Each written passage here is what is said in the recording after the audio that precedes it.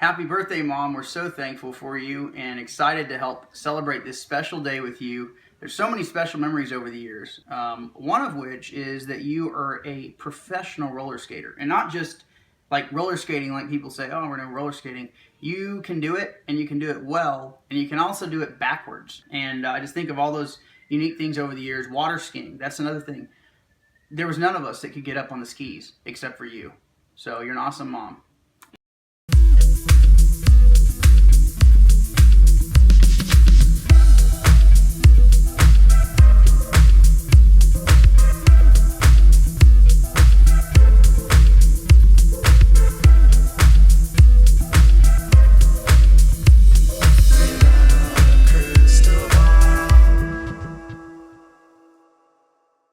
Hey guys, it's Katie from Without a Crystal Ball. Welcome back to my channel. I hope you are having a wonderful day. I know it's been a few minutes since you've seen me. I'm alive, I promise. It's been one of those weeks, actually a couple weeks, of we just got done with our school year and with my son having more free time. He definitely is in a mama mood, so we have been spending a lot more time together, and then I have all these things going on with our house right now and scheduling, and so I apologize. Voiceovers are not going to be a standard. It's just going to be something I'll mix in. So welcome back, everyone. It is Tuesday, June 22nd. And U.S. attorneys in Arkansas have clapped back at Josh Duggar and his attorneys who have requested a 8-month or so continuance related to his case. So last week, I think I told you guys about how his attorneys had requested that they do a continuance because they said that they were going to need extra time in order to do some forensics reviews and take a look at all the information, including the computer where the HSI discovered the CSAM and the phone in which they claim has corroborating evidence for him being in the exact location of where the computer was when content was being downloaded.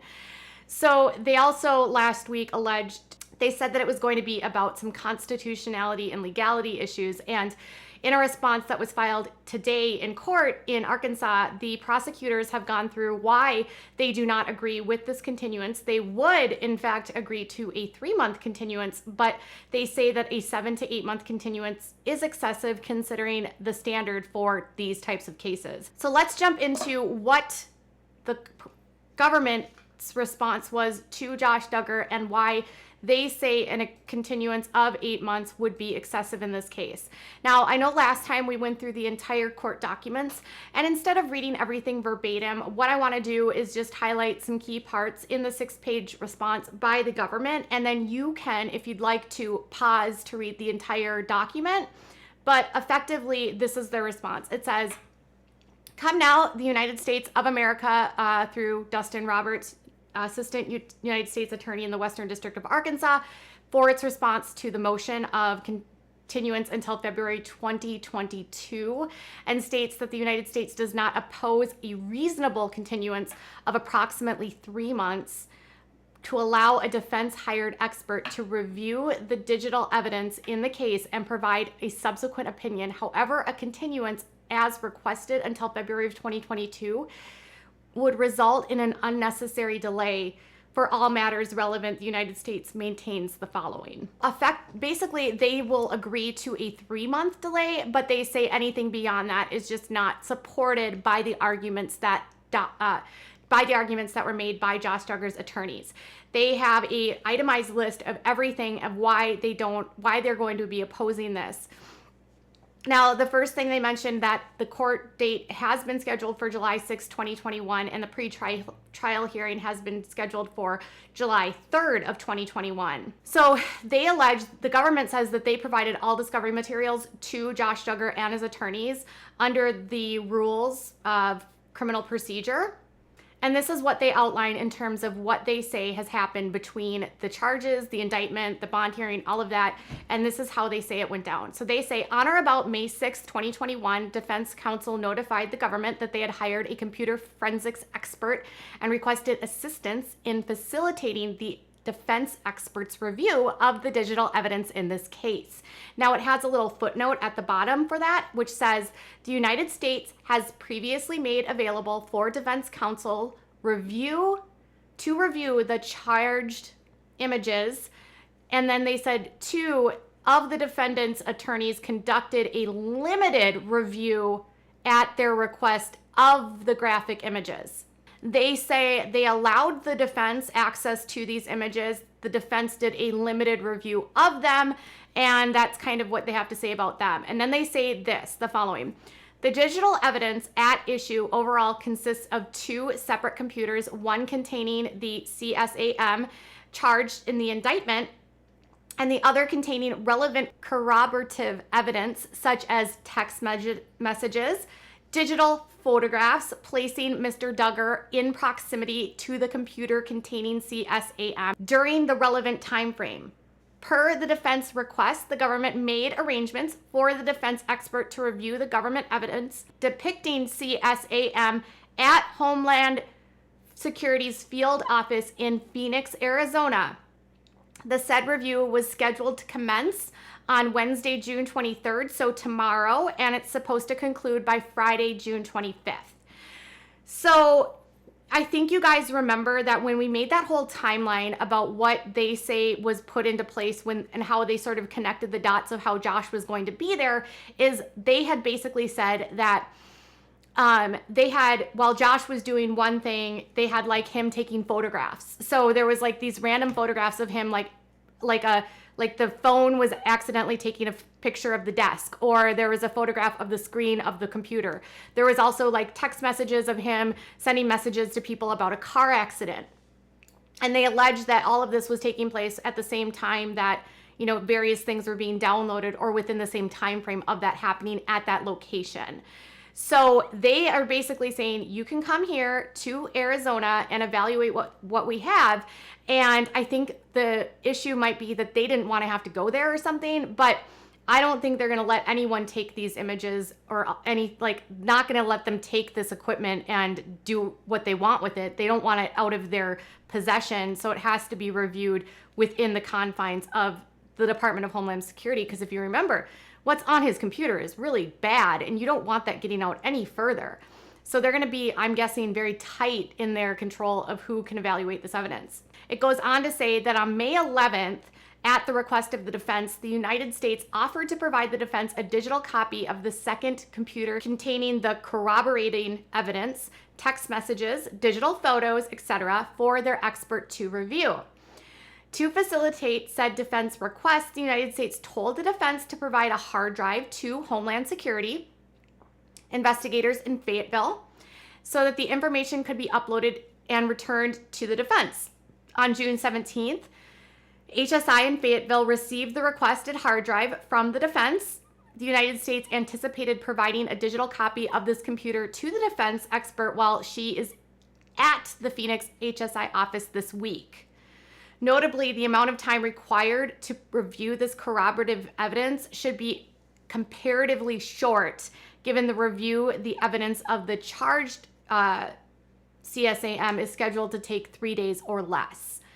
It's interesting that they wanted this evidence on May 11th and they didn't put the request in until June 17th. Now, if you remember, when they put in the protective order, that was on June 11th.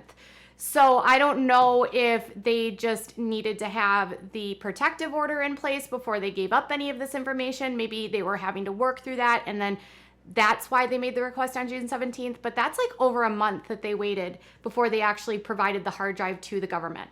Basically what they've said is they don't deny that like a continuance could be necessary, that because the defense will evaluate all the stuff that they find basically in those 3 days this week, and then they have to sort of do the expert review of it and then put an opinion together and say this is common practice in computer-based cases like this. And it says, but as communicated to defense counsel prior to the filing of the instant motion, there exists no legally or factually valid reason supporting a continuance until February of 2022. Now, a lot of you guys did think that maybe Josh was asking for this longer continuance because his wife is pregnant with the 7th child, and maybe they were just throwing like a long pass to the government and being like, hey, give us a longer thing so Josh can be at the birth of his child. I have no idea. I mean, that would be ridiculous if they were going to try to make that and then hide it under the layer of all these other things. But it seems pretty cut and dry that a longer continuance isn't necessary in this, in my opinion. And they say that in the motion, the defendant cites the support of his continuance request that the government's allegations largely center on computer forensics anticipated expert testimony. United States acknowledges this point as it is true for all internet and computer-based offenses. So there's no argument here at all that this is, based on computer forensics. They say a continuance of 7 to 8 months remains unsupported. As stated above, the defense hired expert is set to begin and complete their review of the evidence this week. So they say, additionally, the defense asks for time to complete its review of the discovery and separately to pursue certain investigative leads. So remember how they brought up that stuff about constitutionality and other witnesses that could potentially be a part of this? This is where they're going to dive into that. And they say the defense has had discovery since early May. So they've had all of the discovery since May? Wow. And they say, and certainly 3 additional months should provide ample time to complete the review of the reports and identify any alleged witnesses favorable to the defense. The defendant, now they're going to get into the part about that police department record that they say that they didn't get. So here's what they have to say. The defendant likewise alleges that the government has failed to turn over certain documents related to the Little Rock Police Department involvement in the case. Pursuant to the federal rules of discovery reflecting LRPD's limited involvement in the case and per the defendant's own motion, the government even had a special agent from SHI testify about the extent of the LRPD's involvement in the case. So at the bond hearing, basically what the special agent said was that the Little Rock Police Department had someone that was evaluating a system that tracks hashes on content that's downloaded. And they had noted that a specific user with an IP address connected to Josh Duggar was downloading content that had been hashed by this database, and that this was what pinged them. And then once they received that, they didn't know who it was, but they then forwarded that information directly to HSI. Josh's people basically argued that there wasn't a police report. But from my understanding of how these cases work is the people that are in the field offices don't necessarily file a police report there because they don't know the identity of who it is. And instead it's forwarded to HSI to determine who that person is or what the IP address is. Because before at that point, they didn't have any information about who it belonged to. So they said, and per the defendant's own motion, the government's even had a special agent testify. They said on May 12, 2021, defense counsel did request from the United States certain relevant and extraneous information about the LRPD. And they say that they didn't provide it because they said it was irrelevant information. So they wanted things that they say didn't matter to this case. And then finally, we get on to the last page where they say that they said that the appropriate responsive motion would be to have filed was a motion to compel discovery, and a failure to timely file such a motion is not, however, supported of a motion continuance. So they have a footnote here which says, per pretrial scheduling order, a motion to compel should be filed within 10 days of the declination to discover material by either party. A failure to timely file such result is a waiver of the issue. So they're saying that they were given all of the information and then they never filed a motion, and so therefore they've waived the right to this specific issue, I guess. Now, next they say that the defendant alleges his request for a lengthy continuance is supported under the file certain critical pretrial motions, including constitutional and legal issues. Now, this is actually kind of a cute response. I mean, cute as in I can tell that the U.S. attorneys here are a little bit irritated by this. And they said, the United States notes that virtually all pretrial motions in every criminal case involve constitutional and legal issues. I mean, right? That's why you're in the court, right? And then they said, as this is a federal case set in a federal court of law. As part of the pretrial scheduling order, the court directed pretrial motions to be filed 14 days prior to the trial date, which is interesting because trial is actually scheduled to start 14 days from today. It's supposed to start on July 6th. So they're basically saying that any motions should have been filed by then. And they say to date, none have been filed. So they have all of these things that they claim they're going to be looking at, but yet they didn't file any motions in relation to any of those motions. So if you remember, he basically had stated in his response was that, if they find something in there where they determine that the evidence was not legally obtained, or potentially, they want to suppress it, that an evidentiary hearing would then, could potentially go in his favor, and then the case would never go to trial because they were basically acting like they were going to be able to throw out all of the evidence.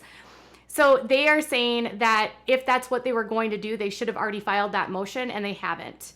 So they say none have been filed, and if his defense counsel argues the motions are contingent on the defense expert's review of the digital evidence, then a lengthy continuance remains misplaced. So they're saying even if he hasn't filed it, and even if he says it's contingent on that, they still don't agree to this motion for a longer continuance, because her opinion might not confirm with the motions the defense desires to file. So they're basically saying even if this expert comes in and looks at everything, she might find, or he or she might find out exactly what the government found. And there's literally nothing that they can say in regards to Josh that would be different. So it's just sort of like a way to buy more time. Consequently, a continuance of approximately 3 months would reasonably allow for both the review and opinion of the defense hired expert as well as derivative motions. So there's another footnote here, and it sounds like the forensic firm that they've hired, they've actually used before. So they say, given defense counsel has hired the same forensics firm utilized by the defense in the United States versus Hoffner, the government anticipates similar motions to be filed. However, given the established case law, the issues presented therein should not necessitate extensive delay. The same is true with respect to a motion to suppress the defendant's statement, which is notably is not contingent on the forensics involved in this case. So I believe they think that statements made by Josh when he was met by the HSI agents is something that they might want to be suppressing. So in the bond hearing, Josh's attorneys basically sort of planted this idea that Josh was, didn't have an attorney present. And so he wasn't and he wanted to call his attorney and they wouldn't let him because they were there for the phone that he had. And the HSI agent basically said, we weren't going to let him use his phone because we've had situations where we've gone to raids and people, they smash it with a sledgehammer. They throw the phone down a toilet. They throw it into a lake. You just don't know. These defendants are very unpredictable. And so they were like, no, we are here for this. And he also said he was not under arrest. He didn't have to say anything. And that one of the first things Josh asked them is if they were there because someone might have downloaded CSAM. Literally, they said before they even saw were given a detailed warrant before everything was out, before they'd finished everything, and then they explained why they were there. He's asking about it beforehand. Seriously. And I think they might want to suppress that, claiming that it was not obtained legally or something, which I think would be really hard given that he wasn't under arrest. They say, lastly, in support of the instant motion, defense counsel alleges that he has federal trials scheduled to begin over the next several months. However, a continuance of approximately 3 months will resolve most of the defense counsel's calendar-related issues. Thereafter, if any remaining trials factually pose a conflict, a subsequent motion could be filed stating such with specificity. In instant, the court would be appropriately tailor the length of continuance. So it's June 22nd, which if they were to do a 3-month continuance, that would put us into September, the sort of late September timeframe. And Justin, his attorney, actually in their motion to continue provided evidence of a calendar, and he said that he had trials scheduled in July, September, October, and November, all which were scheduled in rapid succession.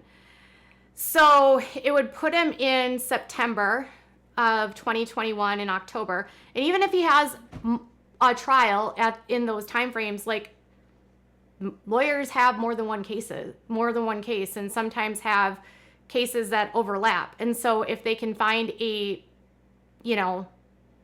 calendar and they can see where the opening is, they can schedule it around that, is what I think they're trying to say.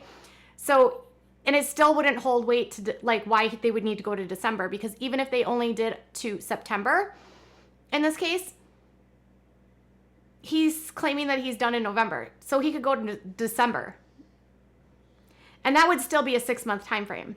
Anyways, they basically are saying that this is just not necessary, that the court should just rule on a 3-month continuance and not a 8-month continuance.